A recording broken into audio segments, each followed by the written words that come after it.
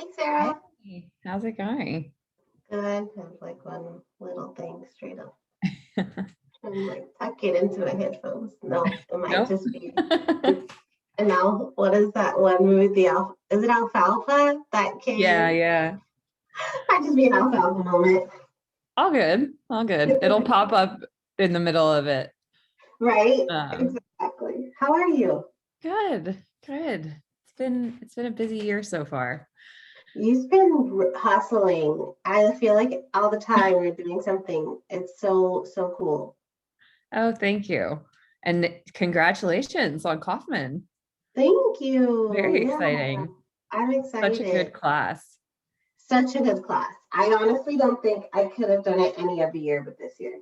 I feel like that, Really? yeah, because I feel like the diversity is so clutch. Like, even in, because they break you out into small groups, and even in my small group, it's two Black people, it's me and Ernest, and then Samara, and then two white guys. So, like, majority, That's minority, amazing. right? This I'm is the so first year that I've been like, I know and like respect a lot of the people that are in this group. I think it's because it's like the first time that people are the same like vintage as me. I hate to use that word, but yes, you know what I I know. mean? Yeah. Oh But my God. super exciting. Do you know, I'm sure you know Jennifer from Bonfire. Oh my God. She's the best. Yeah, she's awesome.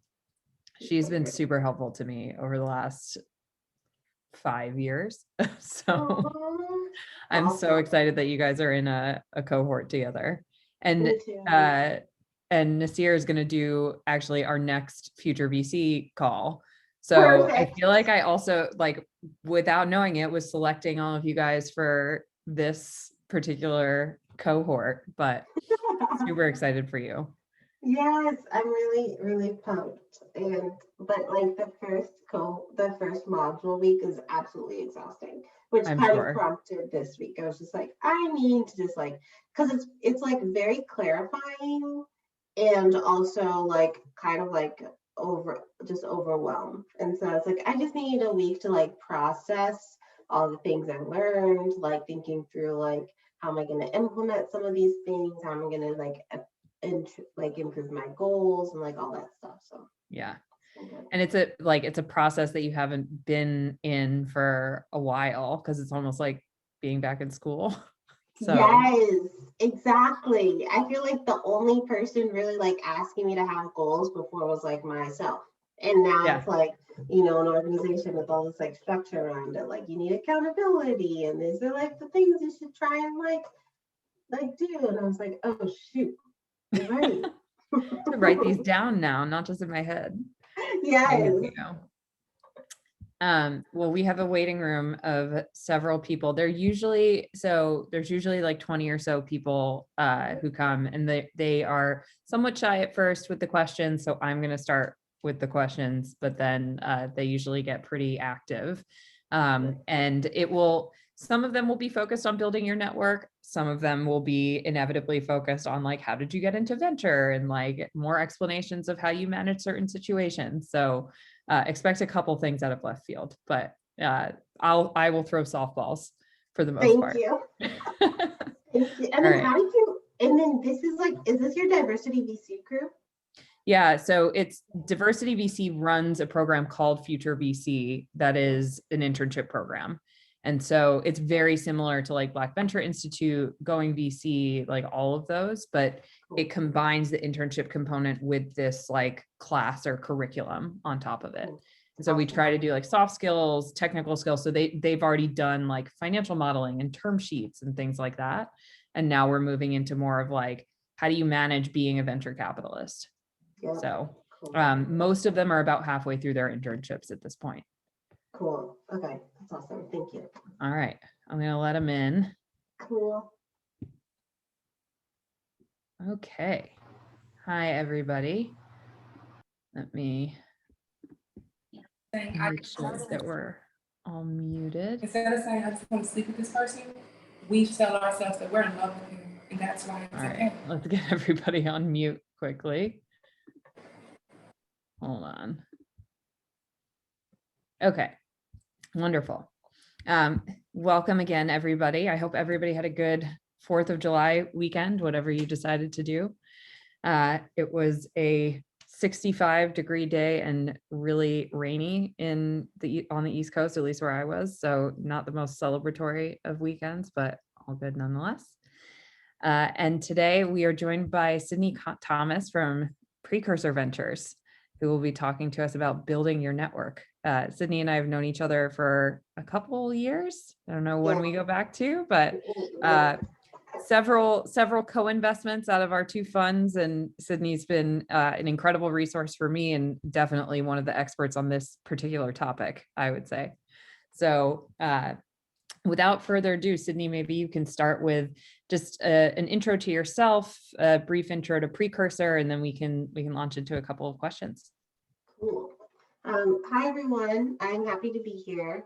So background on me, I'm originally from San Diego, born and raised, but my mom is from West Virginia, and so I spent summers there.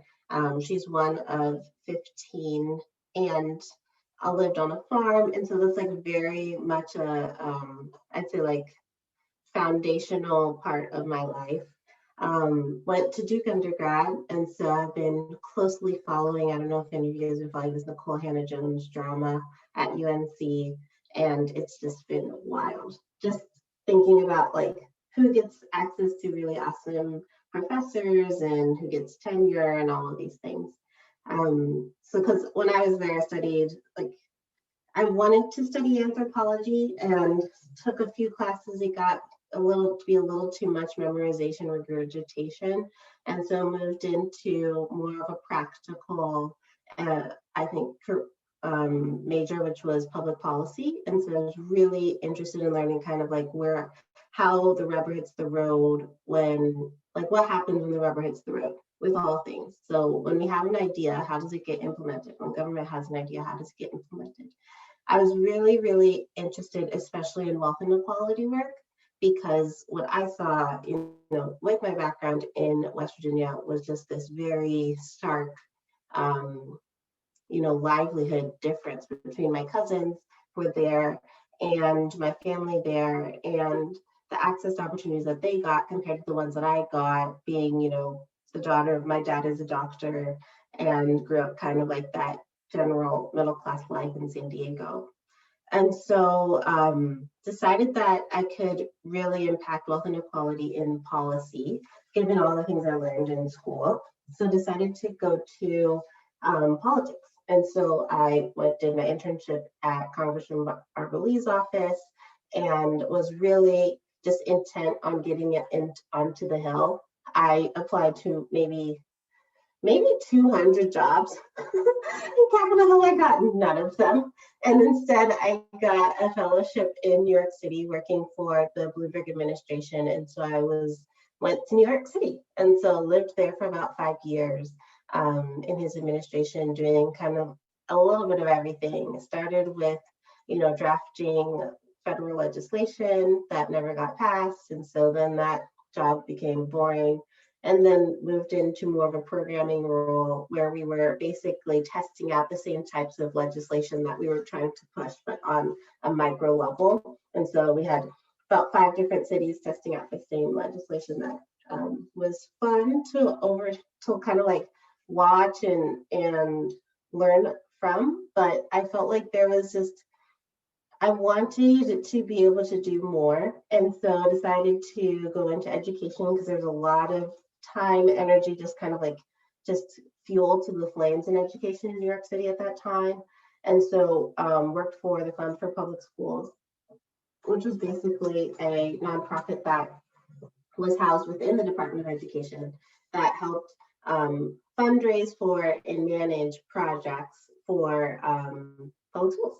And so we raised about $50 million the second year I was there, and was able to support schools from everything like getting social workers into these schools where they didn't actually have budget for previously, or getting like fields redone when Hurricane Sandy hit. And so it was just a really, really cool place where I was able to see my impact really quickly, which I loved. The feedback loop was fast.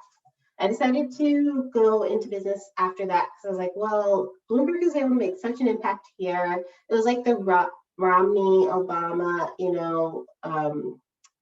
election where Romney got so much cool kid like credit from coming from business. And I was like, well, okay, I guess if I go into business, I could still go into politics if I still want to come back one day.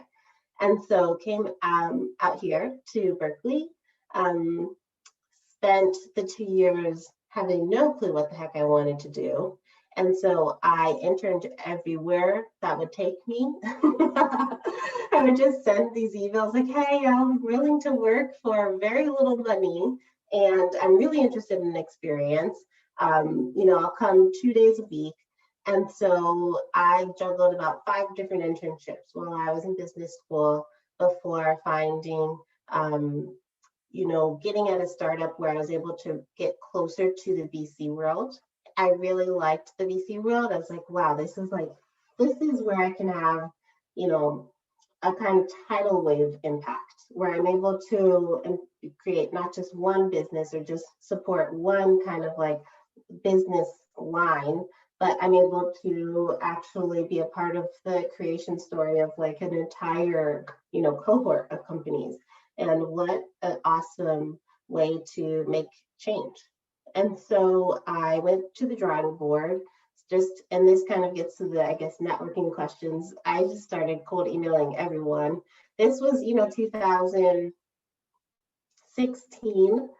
So there was, people are still answering their LinkedIn messages. They don't do that as much anymore.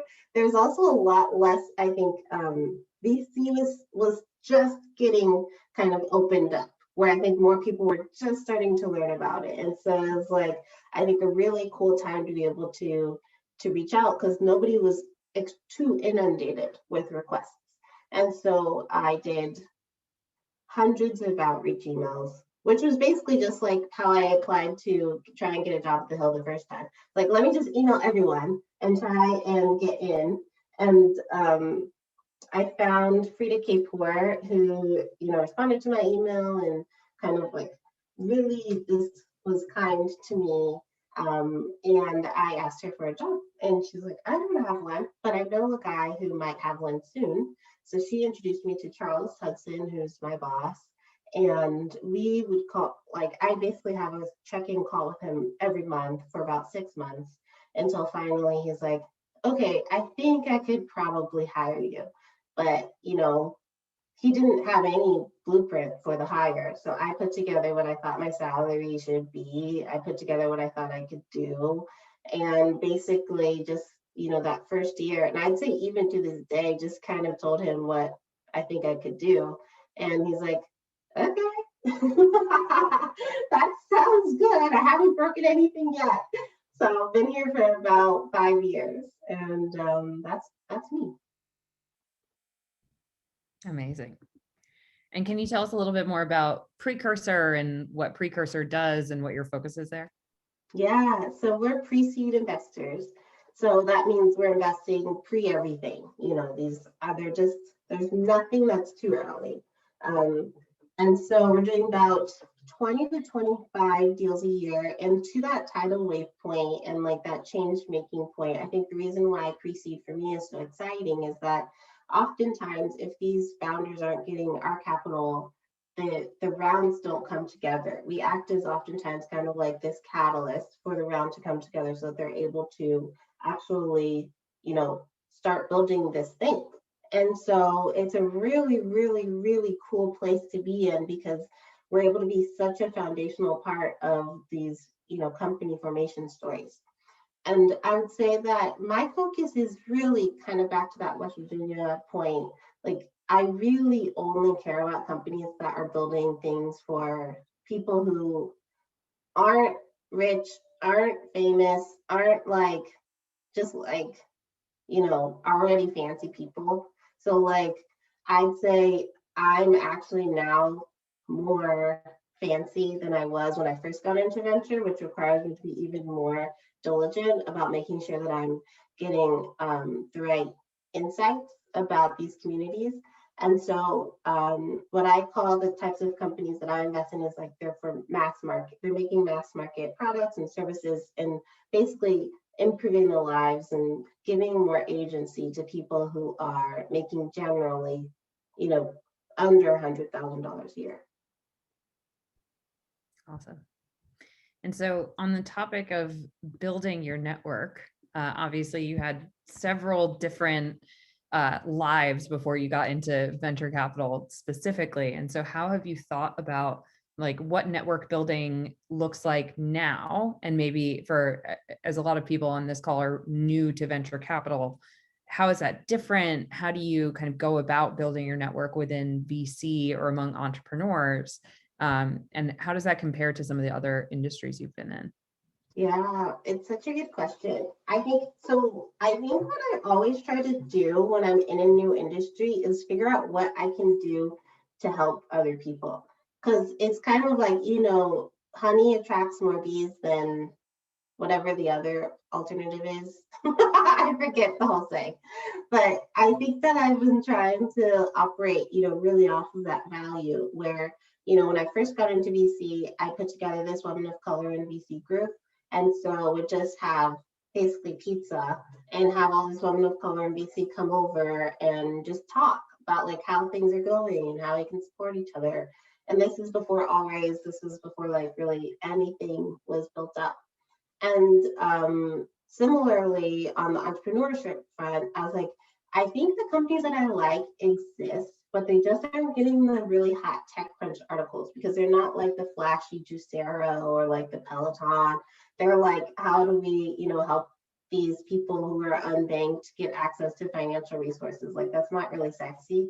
And so I was like, I'll just create a podcast and I'll interview the people. And so I created a podcast and interviewed the entrepreneurs who I thought were really cool, giving them a platform so that they could, because when I first got into venture too, I had no real power at the firm. So I was like, I can't just ask you out to coffee and like, get you money because like I just can't. But I could give you media. And so I was like, how can I kind of leverage my newly kind of minted status as a VC to help you,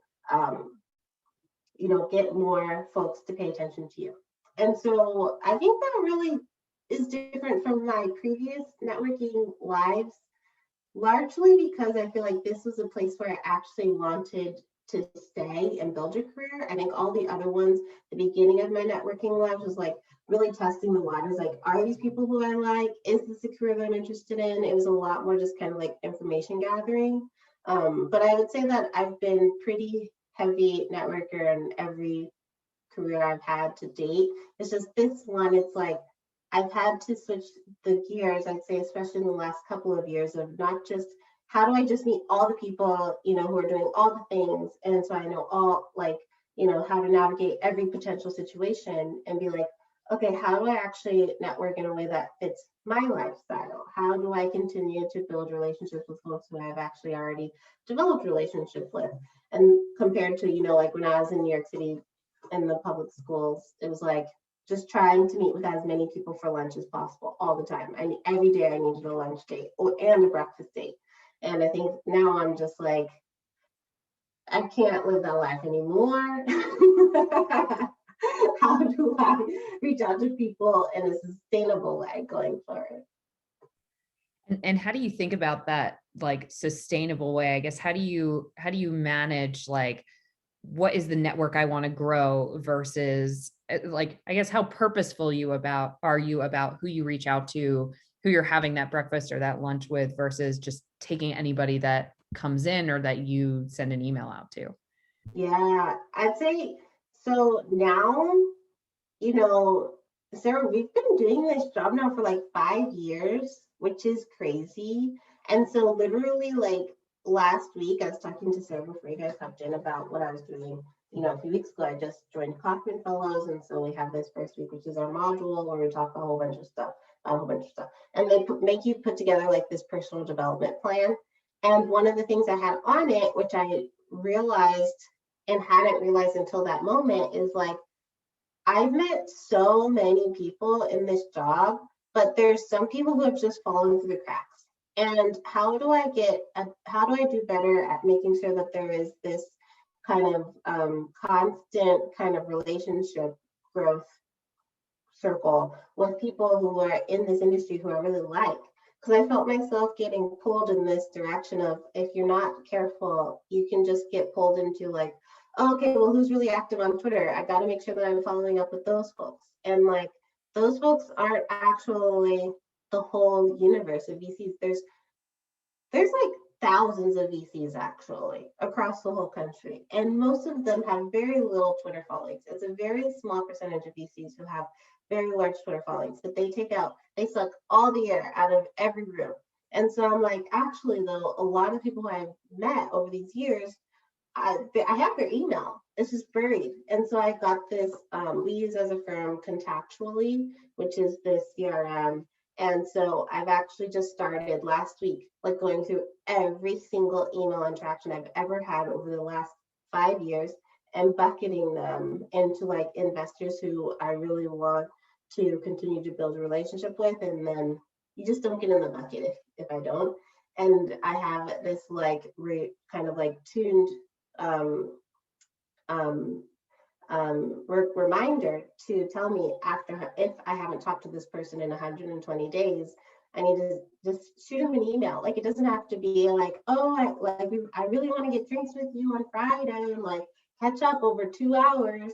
It's like, no, just like, hey, I just saw this deal, thought you might be interested in it, hope you're doing well. Just so people know that you're still thinking about them.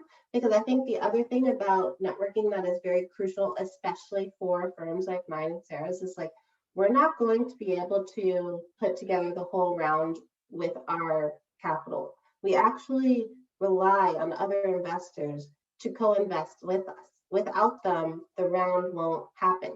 And so being really thoughtful about who are people who I want to continue to work with, who are people who I want to send deals to as companies grow up, like get up, need that seed lead, need that Series A lead, need that Series B lead. Who are people who like values align with mine, so that I know they actually would be interested in the same types of companies that I am, instead of trying to just send it to, I don't know, like Bessemer just because it's Bessemer. Like, it doesn't matter if it's just Bessemer. It's like, it matters if the partner who is there actually cares about what the founder is building in this world. And so that's been my kind of like transition recently. When you build those buckets of like people that you want to stay in touch with, how do you think about breaking those down? I don't have too many. It's really just one bucket. It's really just, do I want to work with you? And then I'm trying to do an additional filter where if I want to work with you, and also what of the companies have we invested in that I think you would like. And so I'll kind of like add tags to each investor as like, oh, this is Sarah. She's going to like guava. I should make sure that when guava is coming out to raise, I send it to Sarah. And so stuff like that. And so, but it's not much more detailed than that, because once it gets too detailed, I was realizing that's when I get too, it becomes too much. And then I don't even pay attention to it. And then I fall to the default again. And then I just like go on Twitter again. And so it has to be super simple in order for me to kind of like continue to take advantage of it. Yeah. I may know about guava before you do, based on how frequently Kelly and I talk, but so we've talked a little bit about like managing that relationship or that network with investors, but what about with entrepreneurs? How do you think about like building out your network such that, especially for you, like you're the first capital that goes into some of these companies. And so how do you build those relationships and kind of build a network of people that haven't raised money before? You're not going to know about them necessarily through another investor, but rather through your own finding. Yeah, I think that's the harder one for me, honestly, because with investors, it's like, I know we're going to have a relationship, like an ongoing relationship. A lot of the founders, you don't know when someone's going to start a company, you don't know who's going to start a company. And so it's really hard to just kind of like, especially because the types of companies we're investing in are idea stage. And so it's like, it could be literally like everyone has an idea. Honestly, everyone has an idea. And so it's like I can't actually boil the ocean. Sorry to use the like just businessy term, but what I try to do instead is like with every single person who has an interaction with me, because I answer to every single cold email. We take cold inbound on the website. I try to be the best version of myself. And so my hope is that when I continue to respond to all these emails and inquiries, that is a multiplier effect, and that person can then tell somebody else that, oh, okay, now this person is really cool. Similarly, with every first call I do, every first call I have with a founder, I try to be on my best behavior so that I actually am, encouraging them to also continue to find companies and send them my way. And this has happened actually. There's been a number of companies that I haven't invested in where the founder still sends me deals. This happened like just twice in the last 2 months. They keep sending me deals. And it's so nice. And so I think it's just like your reputation and I think that's the most difficult part of this job is that your reputation literally with entrepreneurs is like can be broken in one conversation, even though you have thousands of conversations a year. And so I think trying to hold yourself to that high level integrity matters. Totally. I just put this in the chat, but if other folks have questions as we're going through, feel free to put them into the chat or raise your hand in Zoom. Oh, looks like the chat is restricted. Give me 1 second, everyone. All right, all good. You can put questions into the chat if you'd like now. My one question before we start getting to some of the Q&A here is, what are different, I guess, tactics that you have found to be successful in terms of building and maintaining that network? And you mentioned contactually, but when you're kind of just making that initial outreach or deciding, who is it that I think should be in my network and that I might want to bring in, how do you make that happen? Yeah, I mean, I have a really, really, especially when I first got into venture, the top of funnel was pretty unrestricted. It was just like, do I think this person's LinkedIn is interesting? Do I think this fund is interesting? Do I think this person, did I see them speak somewhere and I thought they're interesting? It's like, there's very, very low filter. And then the filter happens after the first meeting. And then after that first meeting that I have them, do I still think they're interesting? If I still think they're interesting, then they go in the bucket. If I don't, then they were helpful. There's nothing wrong about it. It's just this person wasn't aligned with me, and that's okay.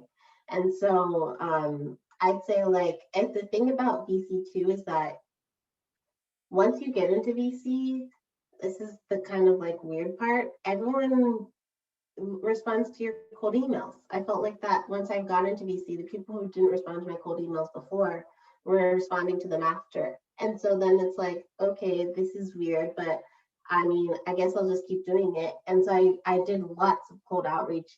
I continued the cold outreach once I got into VC. I didn't stop. Great. I'll keep going since I don't see anybody asking questions through the chat yet, but one of the things that's come up on some of these sessions in the past is, being an analyst or an associate and how that impacts your ability to grow your network and send that cold email and expect a response. Have you seen a difference or have you executed differently having gone from an associate to then a senior associate and now to a principal? Has that kind of changed the dynamic at all? I would say the hardest part about being I think, analyst or senior associate is how transient the industry becomes for your peers.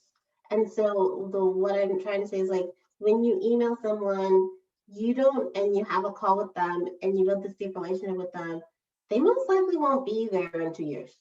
You might. And so I think that's the hard part is playing a long game with somebody who's playing a short game. is where it then becomes more complicated. Because the person, and I think this is why a lot of my interactions when I was earlier on in venture, the long tail, I mean, like the top of funnel had to be so long because there's so wide because there are so many people who were playing this very short game where they just wanted to hop on a call with you, ask you the same 10 questions. What's your check size? What's your fund size? What, what stage of deals you do? How did you get into venture? Maybe not. Like they might just go straight into like the business, the meat of the business, and then you never see them again. And because they were, trying to run something up the ladder at their fund and dealing with their own politics of their fund and like their own kind of dynamics. And so I think that's the hard part.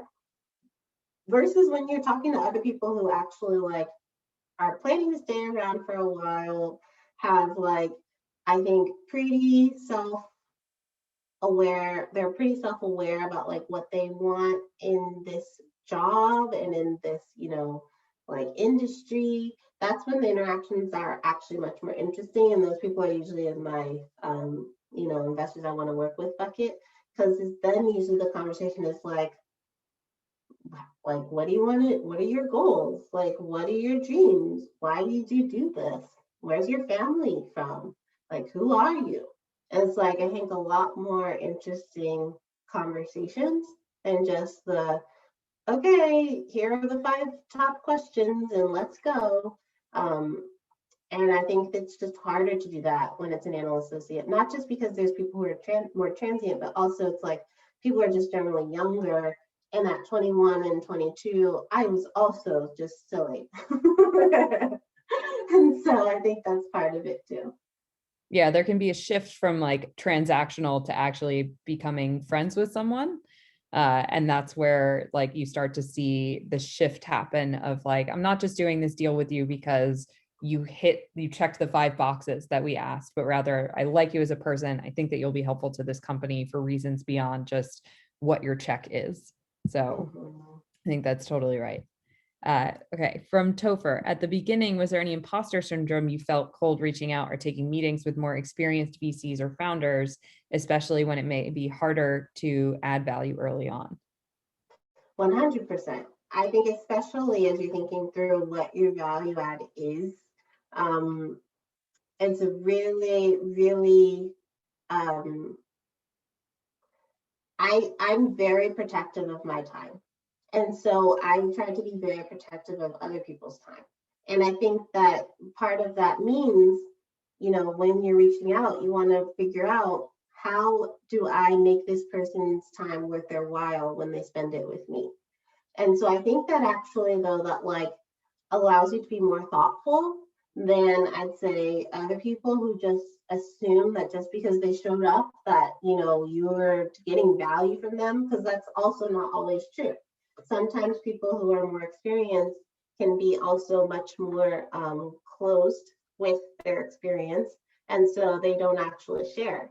Compared to if you're newer, you might have really interesting, unique insights because you're coming from this outsider's perspective, where like, oh, this doesn't really make any sense. How can I think about this in a creative way? How can I go about this in a way that I haven't seen done before? How can I, how do I do my research so that I'm actually figuring out what this person needs before I even get to the meeting? So I put that in the email. And so I think that what that led me to do is just being much more reflective and thoughtful about how I actually could do things better than other people, because I couldn't just take for granted that they would take the meeting. I had to say something interesting in the email. I had to make it as easy as possible for them to find time with me. This is like before Calendly got big, so I would usually like send also in that email like here are 10 times I'm available. So you at that moment only have to respond once. So we don't have to go back and forth. You respond, okay, great, I'm available at this 3rd time that you said. We can talk about what you wanted to talk about at that time. Thanks. And then I send the calendar invite. Try and make it as easy as possible for the person to say yes. You want to have answered all of the questions before they can ask, why is this person trying to talk to me? Yeah. All right, I'm gonna go to Aaron's question, then Meechin will go to you next. What do you wish you knew now that you, or what do you wish you knew that you know now when you started in BC? And how do you spend most of your time as an associate versus senior associate versus now as a principal? Mhm. I don't know. I feel like I've learned so much every, month, honestly. I don't know a lot at all yet. And so I think that maybe what I would have wanted to know then is like how little I would still know after 5 years. I think I thought, oh, well, after I just get to senior associate, I'll be okay. After I get to principal, I'll be okay. No, that's not how it works. Like, you're still just as, you're still constantly learning. And that's what you signed up for. That's the job you signed up for, is to always be the least informed person in the room. Because if you're doing your job right, you're constantly investing in new things. So you couldn't have figured it out. You couldn't have known it all before. Like, you're just kind of tricking yourself if you thought you knew it all before you invest in these companies. Unless you're investing, Series B, Series C, where the company's been around for a really long time and all that stuff. But like where I'm investing, like, these trends aren't trends yet. And so I think that's kind of the point, is I'm constantly trying to push myself into areas I know nothing about, to work with people who I've never met before, so that I can just I'm pretty comfortable not knowing everything, but it's something that I think as you get more senior, you have to continue to be more humble, because other people, will trick you into thinking that you know everything, because they'll ask you like, oh my God, you're so powerful and blah, blah, blah, you must know everything. And you have to constantly tell people, no, I don't. I don't. Please don't say that. And then how did you spend most of your time as an associate versus senior associate versus now? So my first year was honestly like really focused on, because I think the unique part for me too is that Precursor, when I joined Precursor, it was just Charles and I. There was nobody else. And so I was both learning venture and also learning how to work with Charles and also building a fund. And so that first year, I was like trying to figure out, okay, what does he do all day? What can I do that adds value? Like, what can where are the pockets? Where are the pockets that I can kind of like dip into, that I can actually like when I first got to Precursor, my pitch to him, because I knew nothing about venture, was like, I saw how terrible his social media feed was. And I was like, I could do your social media. And he was like, okay. And so I did that for a little bit. And then once I got in, you start uncovering the layers and you're like, okay, now that I'm in, I see that, we actually have no tracking system for the portfolio. I could build that. And so then I built that. And then it's like, okay, I actually also see that, okay, we don't have any way to, we don't have an office. So like, I can help you find an office. And it's like, okay, we have LPs. We should build out, like events for the LPs to get to know us. It's like, it's an annual general meeting. Everybody has it. I can run that. And so it's just kind of like, I just started proposing projects, and I still do that. It's just they're different projects. Meechin, go ahead. Yeah, thank you so much for your time today, Sydney. I'm Meechin. I'm an emerging impact VC out of Houston. I'm focusing on empowering women and diverse founders. And I actually had a question about, you previously mentioned about, not just starting these relationships, but also maintaining them. And I feel like sometimes if you find someone that really clicks with you and you really want to continue the relationship beyond just mentorship and quarterly check-ins, do you have any tips on how to transition a relationship from sort of a mentorship to sponsorship? I mean, honestly, and this is going to sound really reductive, but it's true, you ask for things. You start asking for things. And so that's how like I transitioned my relationship from Frida to more of a mentorship to sponsorship. I just asked her for a job, and then she gave me one. And so same with like, with Kaufman, I wrote a piece about how I paid for it. I paid for it from mentors who became sponsors, people who I was meeting or have been meeting for the last, 5 years. And I was just like, hey, you've been so supportive of me since I started. I need $10,000 to fund this thing. I have $10,000. I was like, thank you.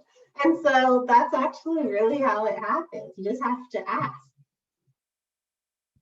Actually, Sarah, would you mind if I have Go for it. Yes, sorry. And thank you so much for the answer. And the other one, it's slightly not related and more logistical, but I've been also trying to do a lot of networking via, cold emails or asking someone I know for another networking, because that's how you grow it so much faster and things like that. I've been running into the limitations of using my own Google spreadsheet, and also like, popularly people use Airtable, but it's still kind of a spreadsheet. So I was wondering if you had any recommendation on like personal CRM tools. Honestly, I didn't use one until Contactually. And so I don't, because I never used one. And I think that was because the way I would continue relationships, are very basic. I would do like, I do yearly Christmas cards for myself. And so, it's not like that Christmas card you get with like the whole family, whatever. It's just me writing you a letter about what I've been up to. And then I do newsletters that you have to get access to by signing up to on my website. Most of the people on my newsletter are my family and friends. And so I send them like, newsletters every now and then. And then, I also, every time I got an opportunity to get into a community building role, once I got into venture, I did. Like I was on the Next Gen board. And so what my job was literally to plan events for other VCs. And so I would invite the VCs who I recently talked to on the email who I really liked, and we'd go on the wine trip together because we got a sponsor to pay for it. And so it was like, and then the same with the Lemon of Color and VC group. It was just like, you ladies seem cool. We should just continue talking. And so it was like just continuing to email them every, month or so. And so I think you kind of have, if you create a role for yourself of being like, maybe your role you create for yourself is like impact organizer in Houston. And then you just start getting people together, and then people start reaching out to you too. Be like, oh, hey, I really like that event. When's the next one? And then you now have a job and a whole bunch of new friends. It's kind of like making a new friend, which is like, both hard and not so complicated. Thank you so much for your answer. All right, from Ashi. Despite learning every day, do you feel you've gained confidence in yourself as you've progressed through your venture career? And how do you build that confidence when you realize how much you don't know about new industries? That's a good question. I mean, I think the coolest part about venture is like, because none of your confidence can come from your work, honestly, you have to find it in other ways. And so it forces you to be really creative. And so like,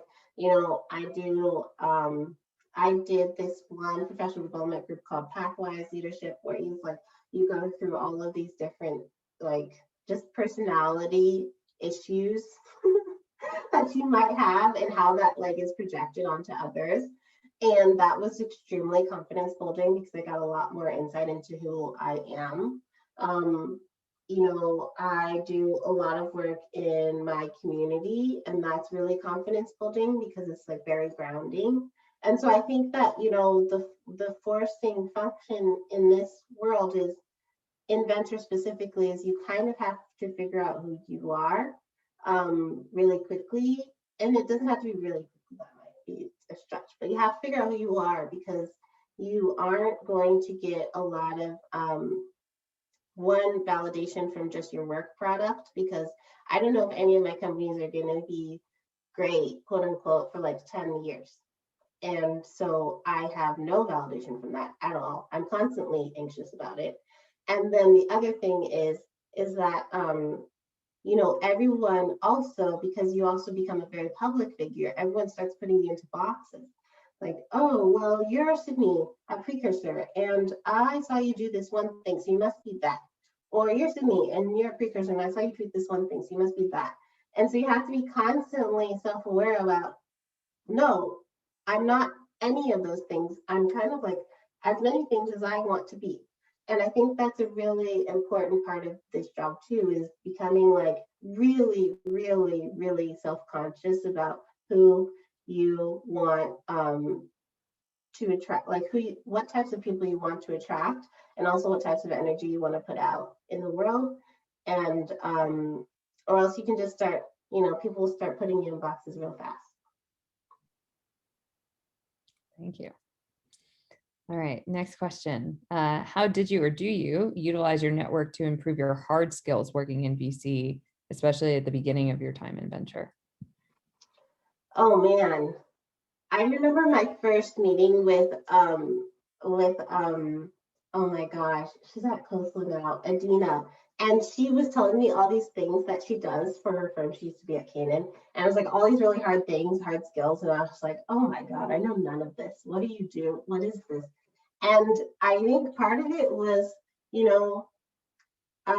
being self-reflective on, do I need that to be successful at Precursor? Because actually I didn't. But she needed it to be successful at Canaan. Canaan is a much more numbers heavy firm, much more growth equity type of firm. Precursors pre-seed. We don't barely even do deal memos. And so it's like, we are very much on how do we verbally convince people? How do we kind of like build like more of a how do we become more convincing? How are we persuasive speakers? And so actually a lot of what I needed to learn was how to become a more persuasive speaker, particularly with Charles. And so it was helpful to know that other people knew how to do this stuff, because then I knew, okay, I knew what these companies needed to know once they got to seed and needed to start pitching, different VCs who are looking for those Excel spreadsheets. And so I also knew who to direct them to when they needed that support, because it wasn't going to be me. I'm never going to be good at Excel. I don't want to. I'm terrible at it. And so it's just better to find people who can help me fill those gaps instead of trying to figure it out on my own. What advice do you have for maintaining relationships with investors after the first meeting or two while still delivering value for them and being protective of their time, as you mentioned? I'm not a, what is it called when you remember everything that somebody does or says, or like the picture, remember? Now I can't remember it either. Right. We know what you're talking about. Yeah, okay, so I'm not photographic memory. Yes, I don't have a photographic memory, but I have close to it. And so if you're meeting me, I could tell you after we met, like, I'll remember most of what you said, honestly. I'll remember most likely like where you live. I'll remember like, Sarah, you were at your mom's house last time we talked. And I remember like what you're doing, what you're struggling with, like, and so I actually just am, it's so funny saying this because it's like, it's so second nature to me, but I know it's not to a lot of people. It's like, I just was like, just like you would want your friend to remember your birthday. Yeah, I remember like what, struggles you had in that call. And I can follow along and be like, hey, I remember you talking about this. I was actually thinking about it and I found this podcast and I thought, I was just listening to it. I thought maybe it pertains to our conversation. So stuff like that, where it's just kind of like, it's more conversational. It's less, it's not like yeah, exactly. It's just like, or like you told me you just had a baby and in our next call, I'm just like, or my next email, I'm just like, oh my gosh, how's your baby doing? They're probably so cute. Like, I think it's just like, not, it's not, you don't have to overthink it. It's just like, just remember what somebody says to you. Be present in that conversation with that person. Take notes. and follow up. And I'd say, is this the same? Is this is this like a continuation of the first one versus relationship building? This was the question that I just asked was the maintaining relationships after the first meeting or two. Okay. Versus relationship building, it's the same. There's really no difference. Have you noticed any common features of your most successful networking interactions? Which I guess is a similar question. Mm-hmm.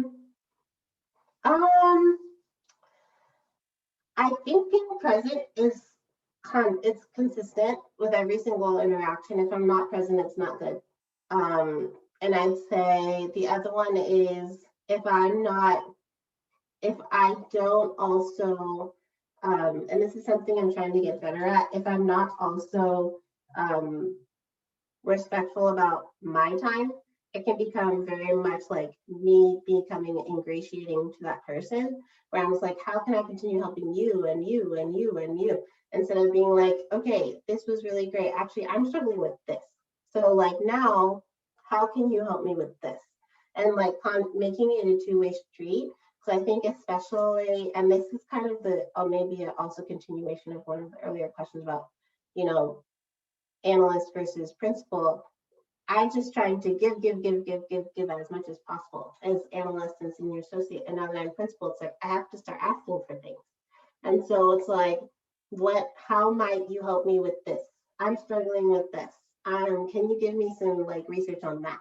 And so I think like just being really self-aware about where I also need help is useful to building relationships, because then I think those become more resilient, because then it's a two-way street of a relationship. It's not just, you know, one way. I do think there's an element to say that a different way of like showing your vulnerability, that like you are not the person who knows everything and you're not the expert on everything, and being able to use that as a relationship builder, because you'd be surprised at how much more open people are with you once you kind of open that door for them to say, you know, I'm struggling with something, can you help me with it? And people like to be helpful. That's such a good point. Yes, I love that. Vulnerability is so important and such a learned skill. It's not taught. And so you have to kind of I listen to a lot of Brene Brown to help me with this. But it's a work in progress. I'm a work in progress. Okay. Early on in your career, did you feel that you were receiving way more advice and mentorship from your network that you could give? Any tips on how to give back or add value to your mentors, despite being early career and probably having less clout, advice, and many dollar signs? So honestly, I didn't take like any of my advice early in my career. People give bad advice. What I did is just true. And so please take everything I've said here with a grain of salt. What I do think asking for advice is helpful for, especially when you're younger, is like exactly to Sarah's last point, people love helping you. And so when you feel like they're a part of your journey, then you kind of allow them to come along with you. And so you can ask for like advice. And I would usually tell people sometimes I would tell people if I didn't take their advice, sometimes I wouldn't, but I would ask for it just to kind of like show that I was interested in their opinion. Because I think what you're actually just saying when you ask for advice is like, I care about what you think. And so I think like whether or not you take that advice, you listen to it, which is also, you know, part of the relationship building. I think active listening is very important. It's something, you know, that is tied with being present. And so I took very little of the advice I was given. I got a lot of advice around like be sectors, you know, be very focused on one sector so you can build expertise, and then you can just like write all these blogs and be specialized. And then I got another piece of advice of like, you know, venture is just so easy. You just need to find the right deals and everything will come from that. That was BS advice. And then I got other advice where it's like, oh, you actually shouldn't build a career in venture. You should go and become a PM somewhere and then come back to venture as a GP. No, I don't want to be a PM. I want to be VC. Why would I be a PM? Like, that's just silly. I'm just like switching jobs just for funsies. Like, no. And so I feel like most of the advice I remember is bad advice because I'm also just a very strong-headed person, which I think is helpful in this career because of the long feedback loop. You kind of have to rely on your own belief that you're cool and interesting and smart, and because you won't know for sure for so long. So I'm pretty, as my mom would say, hard-headed, and so don't take a lot of advice. Great. Hope that was How helpful. I'm the same way. Okay, great. So I wholeheartedly agree. Okay, how important is strategic development versus a deep understanding of finance versus relationship building when it comes to venture, or I guess a career in venture? It's so dependent on your firm. So I think the first question I would ask is, which of those do you like? And then focus on the one that you like, and then find a fund that cares about that too. Because I think that is, it's so fund dependent. And so I can't really answer it. I think like pre-seed is a completely different like situation than seed, than Series A, than Series B, than growth. And so it really, I think, depends on both the stage and the GP. The thing I say a lot is that like I think every VC firm is kind of like its own little fiefdom run by the GPs. And so you have like thousands of different worlds, basically. Everyone's looking at the world a different way, operating differently. There's not many more, standards, codes of like, operating. And so I think that you kind of have to figure out which of those functions do you like the most, and then back into which fund. I think it's a really great question to ask different investors who are working at funds that you're potentially interested in working for, because then you can get an insight into, okay, like does this fund do things that one, I'm good at, and two, that I enjoy. For pre-seed and seed, would you put one skill above the others? I'd say definitely the relationship built, because it was strategic. Wait, let me pull up the chat fast. Strategic development, finance, or relationship building? Okay, I would say 100% relationship building. Deep understanding of finance is not important in pre-seed. Seed, it depends, because seed is becoming its own different beast right now, where you can get seed deals of $2 million and you see seed deals of $5 million. And so a seed deal of $5 million is going to be different. And the function of putting together that deal is going to look different sometimes than a deal of $2 million. And strategic development that's like personal development.